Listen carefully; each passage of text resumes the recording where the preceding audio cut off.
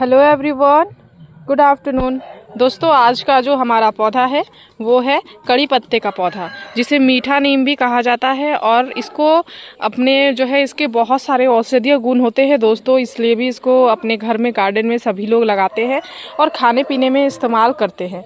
देख सकते हैं मई का महीना बहुत ज़्यादा तेज़ गर्मी हो रही है और कड़ी पत्ते के पौधे में किस तरीके से ढेरों सारी नई नई शूट्स आ रही है।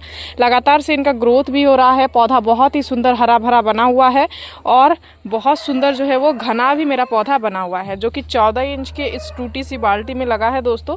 और किस तरीके से इतनी सारी पत्तियों से भरा हुआ है ये आप देख सकते हैं।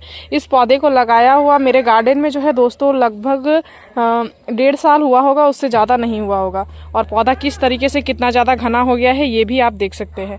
आज की इस वीडियो में मैं आप सभी के साथ शेयर करने वाली हूँ किस तरीके से आप कड़ी पत्ते के पौधे को ज़्यादा से ज़्यादा घना कर सकते हो, साथ ही कौन सा ऐसा न्यूट्रिशन दे के पौधे में ढेरों सारी जो है दोस्तों नई नई ग्रोथ ले सकते हो और पौधे को हरा भरा एकदम बना के रख सकते हो।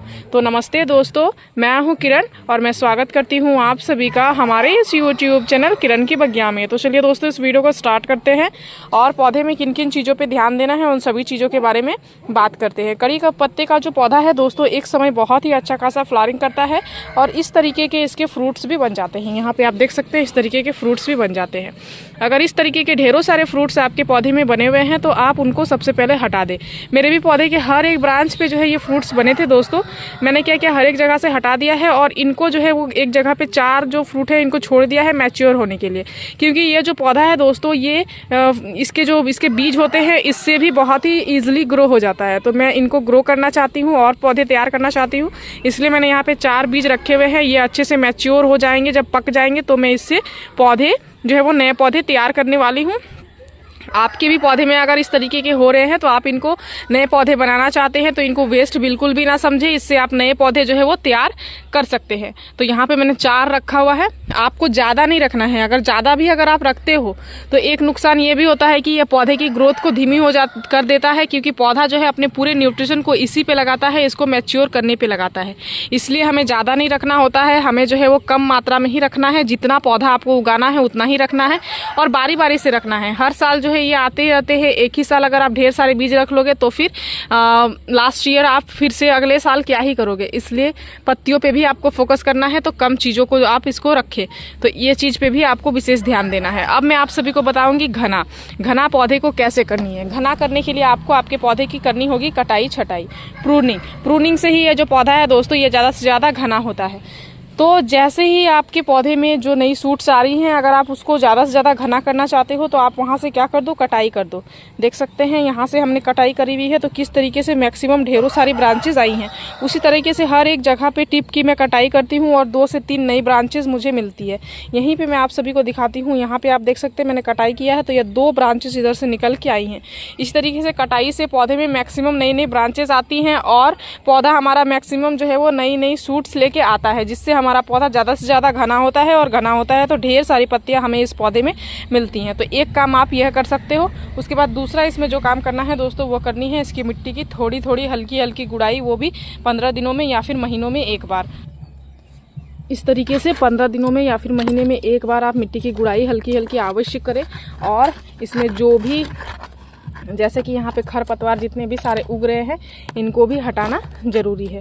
तो थोड़ी सी इस तरीके से गुड़ाई कर देते हैं। गुड़ाई से जो अगर बहुत ज़्यादा रूट ऊपर तक बन जाते हैं तो वो भी हल्के हल्के टूटते हैं, जिससे जो है वो रूट्स का ग्रोथ भी अच्छे से होने लग जाता है। साथ ही जो है दोस्तों मिट्टी में धूप हवा का संचार अच्छे से होता है, मिट्टी में ऑक्सीजन जो है अच्छे से बना हुआ रहता है, मिट्टी हल्की रहती है, तो हमारा जो पौधा होता है दोस्तों वो बहुत ही अच्छे से अपने रूट्स को ग्रोथ करता है।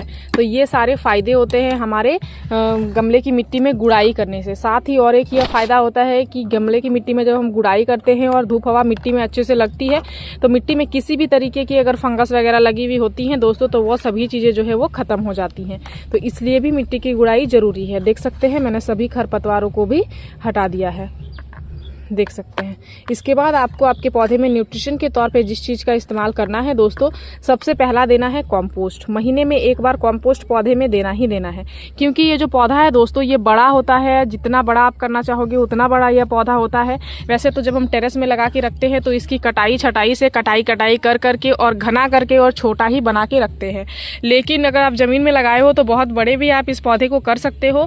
तो इसको न्यूट्रिशन की भी ज़्यादा आवश्यकता होती है, इसलिए महीने में एक बार कॉम्पोस्ट देना बहुत ज़्यादा ज़रूरी है। कॉम्पोस्ट से ये जो पौधा है दोस्तों, इसको संपूर्ण विकास में बहुत ही अच्छा खासा मदद करता है। मैं अपने पौधे में इस्तेमाल करती हूँ वर्मी कॉम्पोस्ट, जैसे कि मैं आप सभी को हमेशा बताती हूँ वीडियोज़ में। तो वर्मी कॉम्पोस्ट के अनेकों सारे फायदे होते हैं। एक तो वो हमारे पौधे को बहुत सारे सूक्ष्म पोषक तत्व प्रदान करता है, जैसे कि nitrogen, potassium, phosphorus, calcium, magnesium, zinc, boron, iron, copper जैसे सभी पोषक तत्व प्रदान करता है। साथ ही जो है दोस्तों ये हमारे गमले की मिट्टी को भुरभुरा रखने में बहुत ही अच्छा खासा मदद करता है। मिट्टी में पानी में नमी को बनाए रखने में अच्छा खासा मदद करता है। मिट्टी में एरिएशन को बना के रखने में बहुत ही अच्छा खासा मदद करता है। इस तरीके से ये हमारे वर्मी कॉम्पोस्ट जो होता है दोस्तों हमारे पौधे को फायदा पहुंचाता है। तो वर्मी कॉम्पोस्ट मैं ऑनलाइन ही लेती हूँ। अगर आप चाहो तो आपको भी मैं लिंक प्रोवाइड कर दूंगी, आपको डिस्क्रिप्शन बॉक्स में लिंक मिल जाएगा।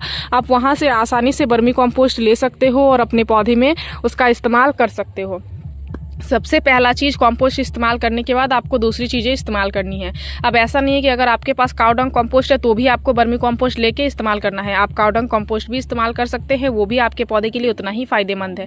तो किचन वेस्ट कॉम्पोस्ट अगर आप बना रहे हैं तो उसका भी इस्तेमाल कर सकते हैं, वो भी आपके पौधे के लिए उतना ही फायदेमंद है। तो इस तरीके से जो कॉम्पोस्ट आपके सब पास उपलब्ध हो आप उसी का इस्तेमाल कर सकते हैं। तो इस तरीके से कॉम्पोस्ट का इस्तेमाल करना है। उसके बाद जो है दोस्तों नेक्स्ट आपको आपके पौधे में देनी है एक दूसरा खाद, जो कि बहुत ही बेसिक सा खाद होगा। और उसके इस्तेमाल से 15 दिनों में ही अगर आपके कड़ी पत्ते हरे भरे नहीं हो रहे हैं, ढेरों सारी नई पत्तियां लेके नहीं आ रहे हैं, उसकी ग्रोथ एक्टिव नहीं हो रही है, तो वह सभी चीज़ें जो है आपके पौधे में एक्टिव हो जाएंगी। तो वह दूसरा चीज़ क्या है, चलिए मैं आप सभी को वो भी बताती हूँ। तो दूसरा जो चीज़ है दोस्तों वो है ये सिंपल सा क्या है, ये है गार्डन मिक्सचर। गार्डन मिक्सचर इसको भी मैंने ऑनलाइन लिया हुआ है, जो कि बेसिकली गार्डन के सभी पौधे के लिए बना हुआ है। और ये आपके पौधे को फ्लावरिंग को भी एक्टिव करने में बहुत ही अच्छा खासा मदद करता है। अगर कोई फूल वाले पौधे हैं जिसमें फूल नहीं हो रही है तो पौधे में ढेरों सारे फूल बनाने में इसमें मदद मिलेगी।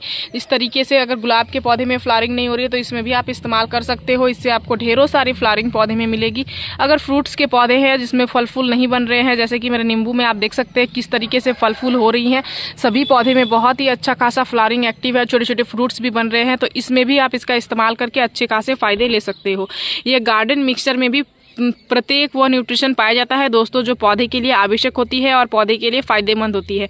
ये सिंपल सा गार्डन के सभी पौधे के लिए ही बना हुआ होता है और सभी तरीके के पोषक तत्व प्रदान करने के लिए ही बना हुआ होता है।